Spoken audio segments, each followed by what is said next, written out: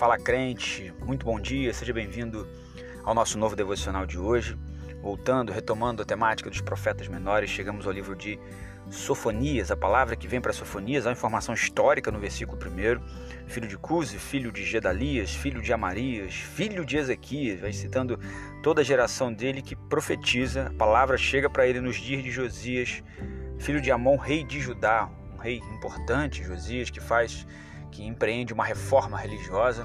Muito provavelmente Sofonias traz essa palavra aqui entre os anos 660, enfim, até 610 por ali.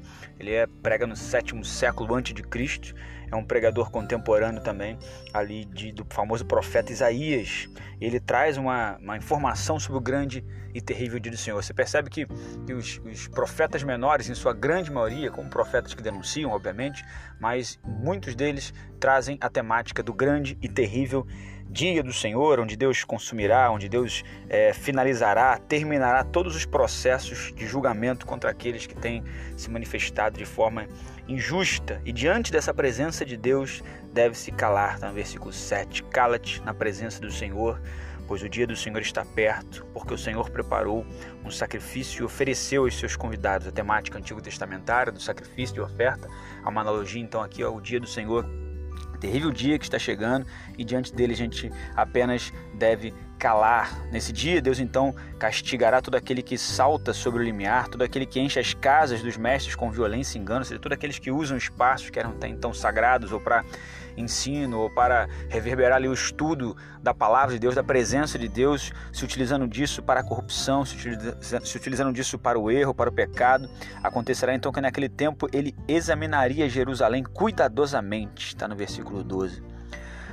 Interessante essa temática do exame, que no Novo Testamento, no texto de Coríntios 11, ali, quando Paulo vai abordar a temática da Santa Ceia, a gente se utiliza desse termo, né? A Santa Ceia, ele fala: examine-se, pois, o homem a si mesmo, em relação a participar do memorial de Cristo, do corpo e do sangue.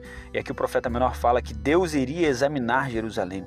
Essa questão de colocar-se na balança, de ser examinado por Deus, que seja palavra de reflexão para nós, não apenas hoje, mas em toda a nossa caminhada cristã, de estar se examinando, de estar se colocando diante de Deus e falando: Senhor, vê se há em mim algum caminho ruim, algum caminho mau, e que o Senhor possa estar nos guiando por um caminho bom, por um caminho reto, por um caminho justo.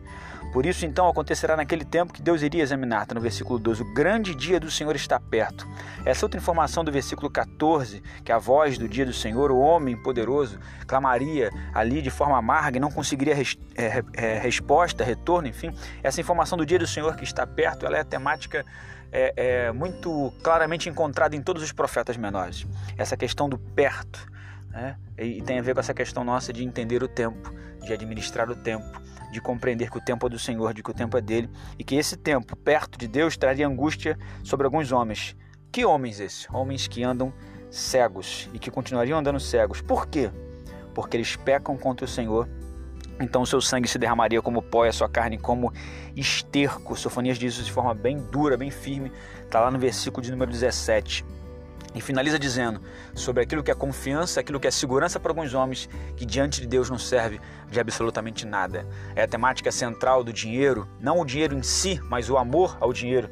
Quando você conhece o texto neotestamentário, onde Jesus, explicando sobre a volta, sobre o reino de Deus, ele diz: louco, hoje pedirão a tua alma. E o que você tens? O que vai te adiantar? Para que serve? O versículo 18 de Sofonias, capítulo 1, tem uma temática muito próxima disso. Nem a sua prata, ou seja, desses que caminham de forma perversa, nem a sua prata nem o seu ouro serão capazes de livrá-los no dia da ira do Senhor. Mas toda essa terra será devorada pelo fogo da sua presença, porque ele certamente fará uma rápida destruição total e apressada de todos os moradores da terra. Todos estes moradores que caminham de forma incorreta. Interessante essa percepção de prata e ouro que alguns entendem possuir.